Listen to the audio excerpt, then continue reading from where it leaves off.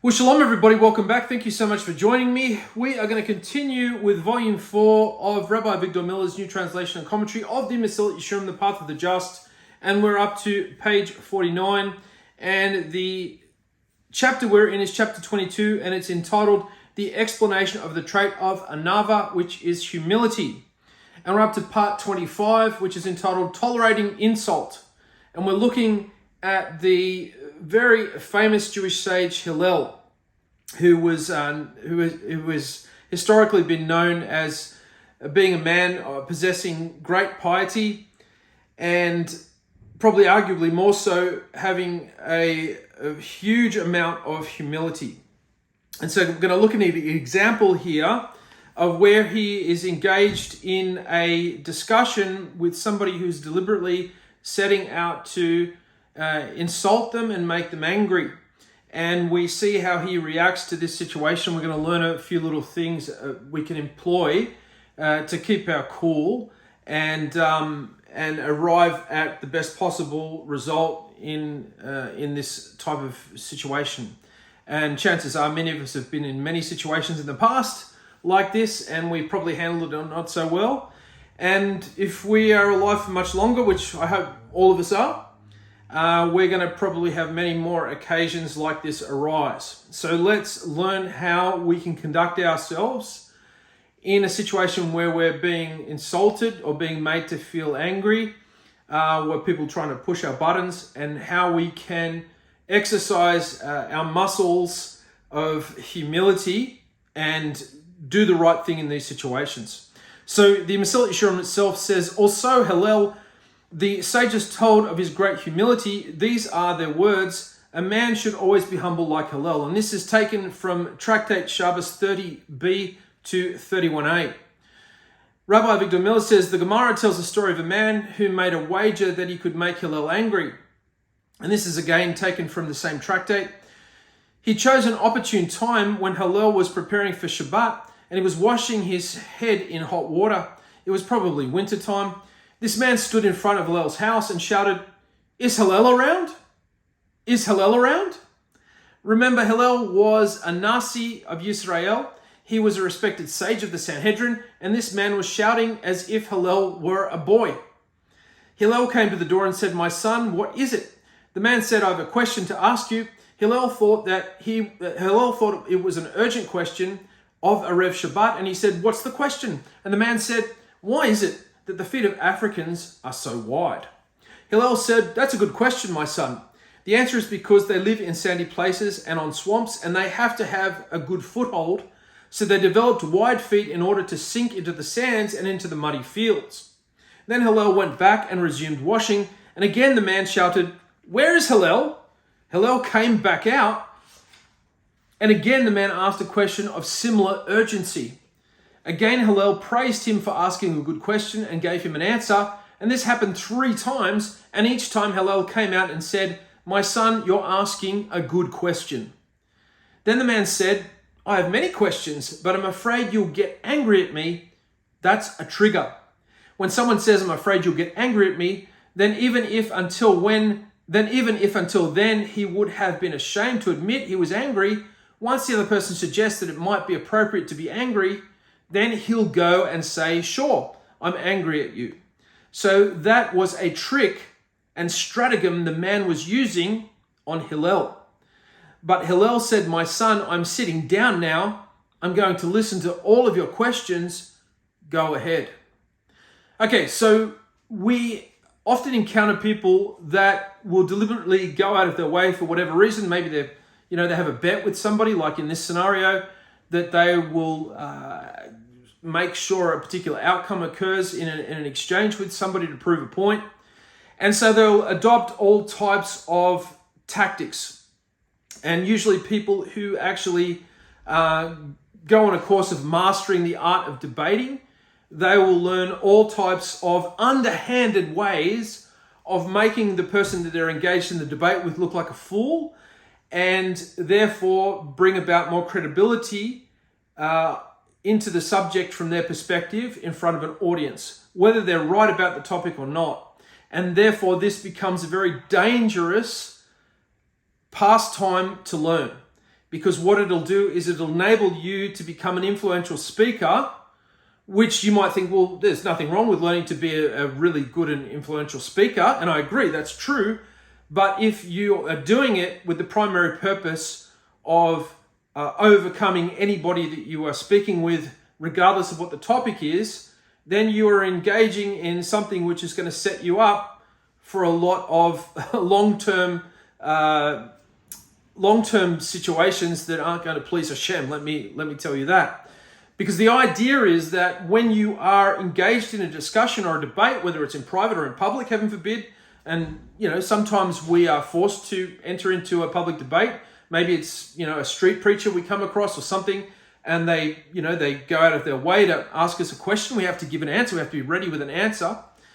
And you will find that they will do whatever they can to throw you off the scent, so to speak. And they become masters of doing that. And so they're not about getting to the truth of anything anymore. They're about just winning the conflict. And they see every time they get involved in a debate or an argument or a discussion as rather being looked at as a constructive thing that enables both individuals to come to the truth, whether one of them has the truth or not, or maybe one of them has more of the truth than the other. Maybe neither of them have the truth. But by discussing the subject in an open way with an agenda to get to the truth and find out what the right answer is, which is there's nothing wrong with that. That's what makes up good Torah study. And they will just rather become masters of winning a particular oratory-based conflict. And you don't want to be that person. And one of the things that they will employ is something that happened to me quite a number of years ago by another individual who professes to believe similar things as myself, and even to this day is very active in Australia. He still has his own congregation, and from what I can see, is still quite successful. But very early on, quite a few years ago, he was attending a weekly Torah class that I would have in the evenings. And on one particular occasion, when I mentioned a Jewish sage, and I was going to talk about what this Jewish sage perspective was on a topic, he quickly interjected and said, "When was he born?" And I was like, "I'm not sure when he was born." And so I went, okay, I don't know why he asked me when he was born, but I didn't know when he was born, and I tried to get back into the subject of what I was talking about. And I noticed that after a few weeks, I did it again. I mentioned another Jewish sage, and he would stop me and he would say, "When was he born?" And I said, "Listen, I don't know when he was born. I think maybe he was active in the medieval period, perhaps." And then even I remember there was a topic that I wanted to talk about that was coming up, and the class was coming up. I went out of my way to look at when this particular sage was born. And sure enough, when I mentioned it a third time, he asked me, but then I stopped him and I said, "Listen, why are you interested when these sages that I'm quoting were born?" And he never really gave me an answer. He just says, "I'm just curious." And the fact of the matter was that he was deliberately interjecting and asking me this question to put me off and to get me to admit that I did not know something that was not, it was obviously I was going to talk about an individual, but when and where he was born, that wasn't really relevant to the subject. But by mentioning something that did technically relate to it, because I was mentioning a particular sage, and I confessed that I didn't know, that would take away just a skerrick of legitimacy and slightly debilitate whatever it is I was going to launch into when I quoted that particular sage, because it was basically sort of setting me up before I launched into a subject by showing that, because these used to be broadcast, we used to broadcast these over a streaming platform, And it would basically set me up before I got into the topic by showing that there was something about this subject, however unrelated it was, there was something about it that I didn't know. And so I called him out on it.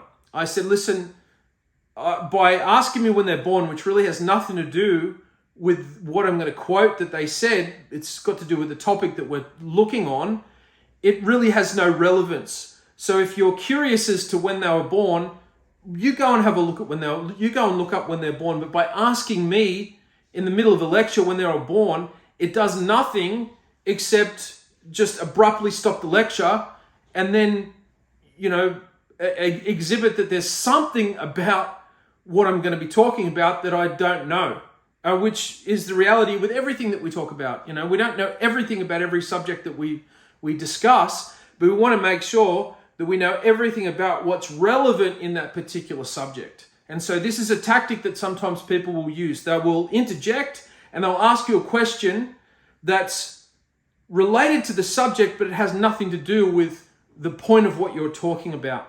And so that's designed to derail you. On another occasion, I had a guy who was a next door neighbor, and he spent years in academia. He was a vocalist. He would teach people how to sing opera. And he was a very lovely man. I actually had a lot of time for him, a lot of respect for him. And occasionally we would get involved in talking about theology and things. And on one particular occasion, after having not seen him for quite a while, we got engaged on the topic of theology, and I started to talk about a particular subject. And I mentioned in passing, I mentioned the word sin. And he quickly stopped me there and he said, "What's sin?" And so what that did was, it was a roadblock that was thrown up immediately in front of whatever it is I was going to talk about. And it would cause me, if I took the bait, to now go onto a topic that I wasn't prepared for and explain to him a topic that was along the way of what we were talking about, therefore derailing me from whatever it is I was going to get at. And then once we got into that topic, if I started to explain what sin was, he could then ask subsequent questions that were just as sort of open-ended as that. And then he would now have control and be able to steer the conversation wherever he wanted. And I was still the driver, but he was kind of controlling which streets I turned down and where I was going. And so I called him out as well. I said, "Can I just ask you that even a 5-year-old has a rough understanding of what sin is? And in a very rudimentary way, most people, even the most non-religious people, know what a sin is. And by you stopping me and asking me to tell you what sin is, which is to get a good explanation of what it is would take some time. The topic that we're engaged in already and that we're talking about, and I'm trying to make a point in regards to one aspect of it, you're stopping me from going down that path and relaying to you my understanding of the topic that we're talking about, and you're pulling us out of that and taking us into another direction." And I pretty much sort of summed it up like that. And he had the integrity to say, "Yeah, you're right." And then I said to him, okay, I gave him the respect that he admitted what he was doing.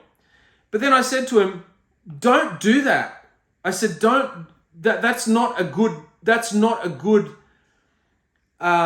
thing to have, because you will rob yourself of learning something by simply treating whatever the exchange is you're having as a way of manipulating the person and achieving an agenda to all of a sudden hijack control over a conversation.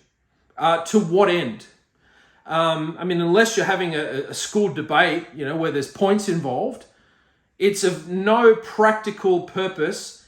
It destroys you and it destroys others. It destroys others because it can insult them and get them angry, and it will ultimately destroy you because you won't be able to learn properly from anyone, because you'll always have this predisposition to want to hamper somebody and cause somebody to, and so all of a sudden you'll become an area of focus in the class, And, when the teacher sees you coming in for the class for the day, they're going to be pulling their hair out and they go, oh, here's this guy.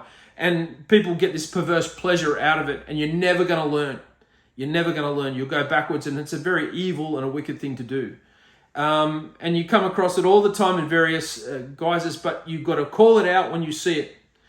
Had another gentleman, and I use the term gentleman very loosely, at my workplace. He would do something, and you've all seen this before. In fact, maybe you haven't, but most people have been witness to this. He will begin a discussion with a work colleague, and he will say to the work colleague, blah, blah, blah. And the person he's talking to will reply and say, blah, blah, blah, blah. And then he will respond by saying, why are you raising your voice? When the person he's speaking to clearly isn't raising their voice. And then as a reaction and in being in shock that he made the accusation that he was raising his voice when the person he's talking to quite obviously wasn't, the person then raises their voice and says, no, I'm not. And he actually is now. And so once the person says, no, I'm not, then he says, why are you speaking now so aggressively? And then the person is further shocked by that, and then they begin to speak in an aggressive manner. So it's almost like this particular individual's leading this person and making them do a certain thing in the exchange by preempting it. So the first thing they'll say is, why are you raising the voice? They weren't raising their voice, but their response is a raised voice. Why are you getting angry? Why are you becoming aggressive? And they weren't being aggressive. Now, boom, they're aggressive. So the person's almost like a prophet of each time the person speaks. And they begin to take control of that person, and that person becomes extremely angry and agitated and insulted. And unless you are aware that people are doing this, you won't be able to call them out on it. And you need to call them out on it, and you need to put them swiftly on their backside when they do.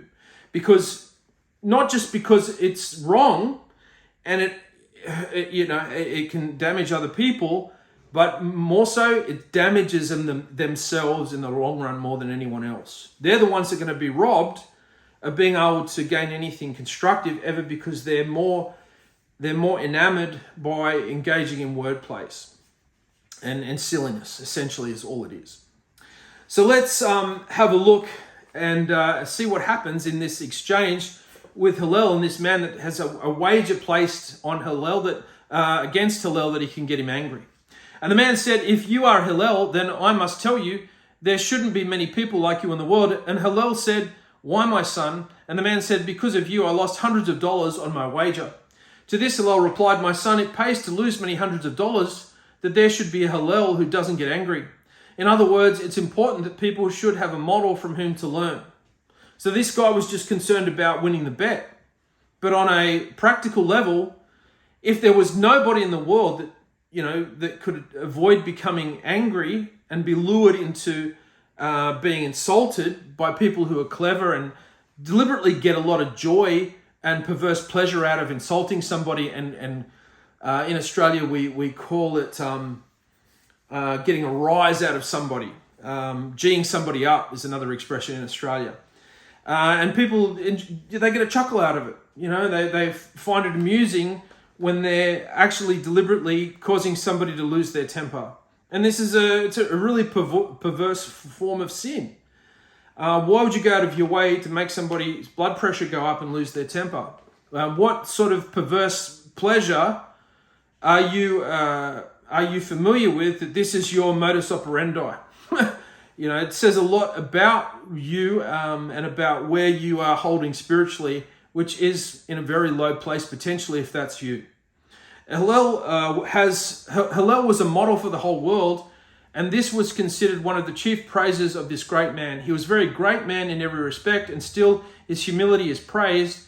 It's a crown even for a great man to have this midah of humility besides all of his other accomplishments. Now, in this particular situation, Hillel does not call the man out. In this particular situation, Hillel decides for another tactic. And this tactic is playing along. And so if the man wants to go, okay, what is sin? He goes, okay. And he goes, what is, and he goes and launches into an explanation of what is sinning. And then he goes, and then the man might say, well, whose interpretation is that? Where does it say that in the Bible that that's what sin is? And then Hillel would go along and give him an answer to that. And he would just keep giving him answers and keep giving him answers until the guy says, listen, I've got to go. And then Hillel might say, well, hang on, let me answer the original thing that I was about to speak to you about, and I'll let you go. Because that's what we were talking about. And so that's one other tactic as well. You can play along, and in the case of the guy saying you're raising your voice, the person simply says without raising their voice, no, I'm not raising my voice. And then if he says, why are you getting so aggressive? The person without standing up or showing any particular type of stance or body language and without raising their voice says, I'm not being aggressive, I'm speaking to you quite calmly.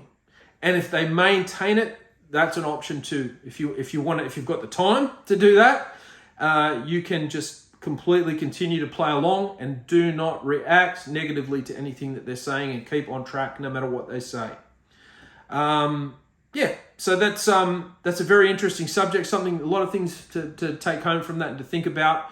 Are you that type of person? Are you the person that gets a perverse pleasure out of, getting a rise out of somebody, agitating somebody, paying out on somebody? If that's you, that has to change. You're not focusing where you should be focusing. If you're the type of person that likes to make another person angry or insult them, you have to be the type of person to want to engage in getting to the bottom of a subject and wanting the truth. And I think we'll leave it there. That takes us to page 50. Only a short one, just one page today, or 2 pages. Thank you so much for joining me. I hope you enjoyed that. If you haven't not already subscribed to the channel, please consider doing so. Like and share too. We've got plenty of other videos on this channel, plenty of other intriguing subjects. Thank you so much for listening all the way up to here. And until next time, Hashem willing, bye for now.